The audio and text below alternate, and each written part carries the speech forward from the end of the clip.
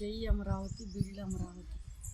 రాష్ట్రం కోసం ఈ రాజధానికి భూములు ఇచ్చిన రైతులు పడే వేదన అనేది 4 సంవత్సరాలు అయిపోయి 1500 రోజుకి కూడా జారబోతున్నాం.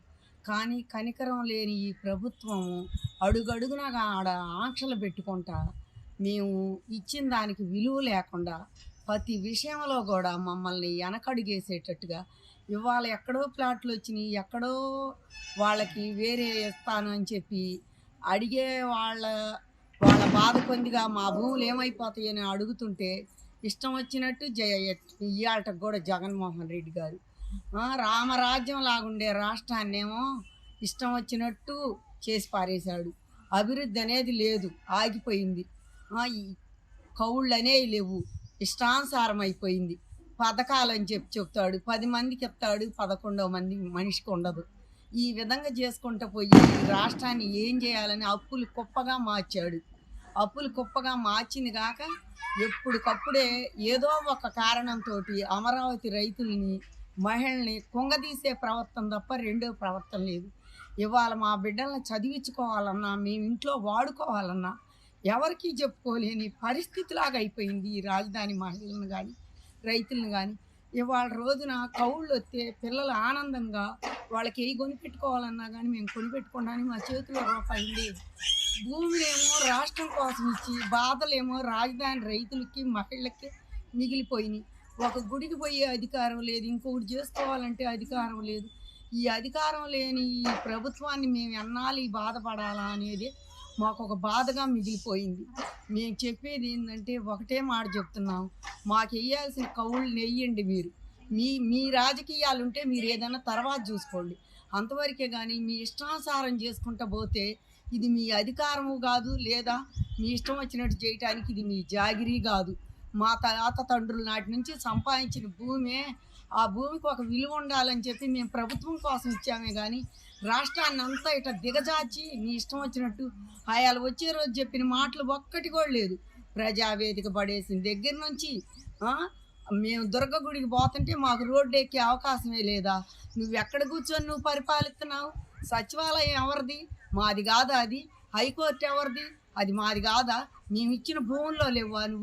నువ్వేమన్నా రాజ్యాంగం అనే దాన్ని, చట్టాన్ని మొత్తం నీ ఇష్టం వచ్చినట్టు నువ్వు జేబులో పెట్టుకొని పరిపాలించడానికి చట్టం అనేది ఎప్పటికీ ఒకళ్ళ చుట్టం కాదు, అది ప్రజలందరికీ కూడా అది ఒక వేదిక లాంటిది. అందుకని ఆ చట్టాన్ని గౌరవించి ఇప్పటికైనా కానీ నీ ఇష్టానుసారంగా నువ్వు పోవద్దు. నువ్వు ఒకటి గుర్తుపెట్టుకో, మా కౌళ్ళు మాకు వేయండి. మేము మా బిడ్డల భవిష్యత్తు కోసం అని చెప్పి, రాష్ట్రం భవిష్యత్తు కూడా ఉంటుందని చెప్పి మేము ఇచ్చామే. కానీ నువ్వు నీ స్వలాభాల కోసం నువ్వెక్కడో పోయి అక్కడ కట్టి కొండలన్నిటినీ పిండి చేసి నీ ఇష్టం వచ్చినట్టు కట్టుకొని నీ వేదికలుగా నువ్వు మార్చుకుంటే మేము భూములు ఇచ్చిన రైతులు ఏమైపోతాము? మేము మహిళలుగా ఎన్ని రోజులు 4 సంవత్సరాల నుంచి మేము ధర్నాల్లో కూర్చుంటుంటే ఏ ఒక్క ముఖ్యమంత్రికి అక్కడి నుంచి ప్రతిమా నీ పక్కనున్న సలహాదారులైనా ఎవరైనా వచ్చి ఎందుకమ్మా మీరు ఇట్లా కూర్చుంటున్నారని అడిగిన వాళ్ళు లేరు. ఇవాళ రోజున మీరు ఏది పడితే అది మాట్లాడితే అన్నిటినీ భరాంచుకొని మేము 1500 రోజులకి చేరుకున్నాం.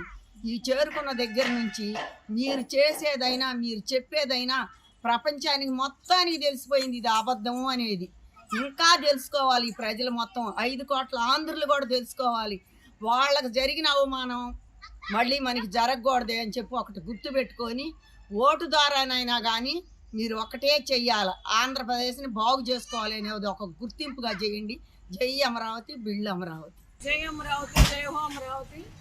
అమరావతి రాజధాని పరిరక్షణ సమితి తరఫున, అమరావతి రైతుల తరఫున, రైతు కూలీల తరఫున 1500వ రోజుకు చేరుకున్న ఉద్యమానికి బట్టి ఉద్యమంలో అసలు బాసిన ప్రతి ఒక్కరికి కూడా శ్రద్ధాంజలి ఘటిస్తున్నాము.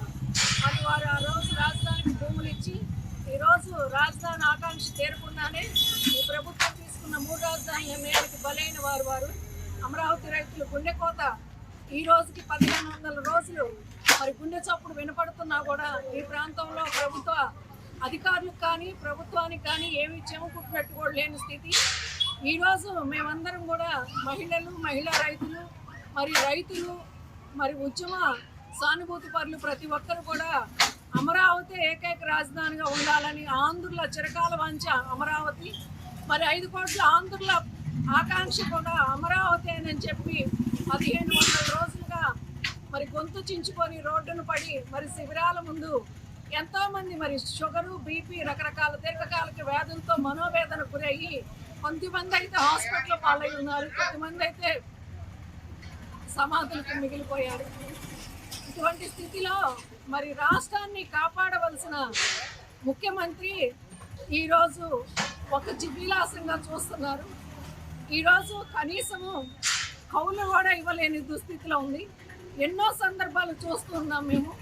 మరి ఆయన ఏ పని కూడా మానుకోవట్లేదు, ఏ ఖర్చు కూడా మానుకోవట్లేదు. కానీ రైతులను ఇబ్బంది పెట్టాలని ఒకే ఒక దురుద్దేశంతో అమరావతి రాజధాని ఆకాంక్ష కొనసాగకూడదని ఒకే ఒక ఆలోచనతో ఈరోజు కూలీ నాలి చేసుకునే వాడిని సైతం బాధ పెడుతున్నాడంటే అది మీ ముఖ్యమంత్రికే సాధ్యం. ఈరోజు కూడా నోరు తెరిచి న్యాయం అడుగుతుంటే న్యాయం దక్కలేని స్థితి. న్యాయస్థానాలు మోగపోయినట్లుగా న్యాయస్థానాల్లో రైతులు మరి రాజు ముందు రైతులు ఏపాటి వాళ్ళు, రాజే మరి రైతుల మీద కేసులు పెడతా ఉంటే వాటికి డబ్బులు చెల్లించుకోలేక, కౌళ్ళు రాక, పిల్లల చదువులకి లేక నానా ఇబ్బంది పడతా అంటే వీరు ఒక పార్టీకి చెందిన వారని చెప్పి ముద్ర వేసి మమ్మల్ని అనగదొక్కి ఆయనకి మొదటగా ఇష్టం లేనిది ఈ ప్రాంతం ఎస్సీ నియోజకవర్గం.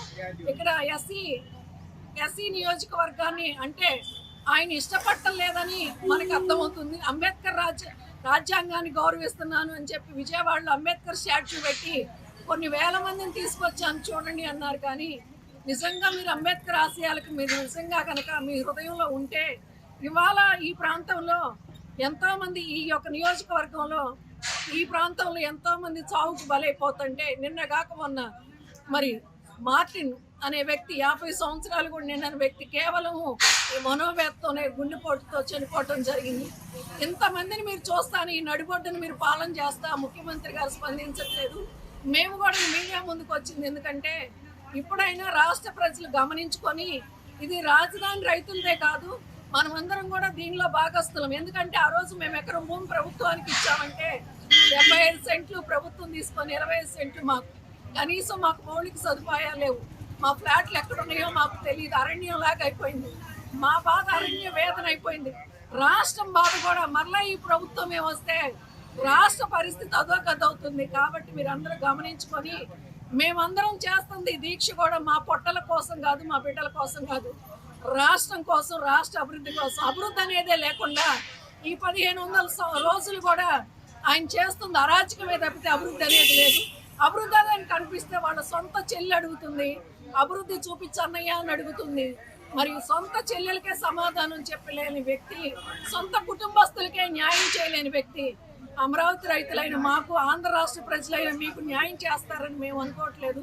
మీకోసం మేము పోరాడుతున్నాం. మా కోసం కూడా మీరు దయ ఉంచి ప్రతి ఒక్కళ్ళు కూడా ఈసారి 1500వ రోజు మా దీక్ష యొక్క మద్దతు మీరందరూ చుట్టుపక్కల ప్రాంతాలందరూ ప్రకటించి మీరు కూడా తరలి రావాలని, మీరందరూ కూడా మద్దతు తెలిపి వచ్చే ఎన్నికల్లో ఏదైతే రాష్ట్ర అభివృద్ధికి తోడ్పడిందో ఆ ప్రభుత్వాన్ని గెలిపించుకోవాలని మనస్ఫూర్తిగా కోరుకుంటూ ఈ యొక్క నియంత నిర్ణయాలకు స్వస్తి చెప్పాలంటే ఇప్పుడైనా మీలో మార్పు రావాలని కోరుకుంటూ జై హో అమరావతి, జై ఆంధ్రప్రదేశ్.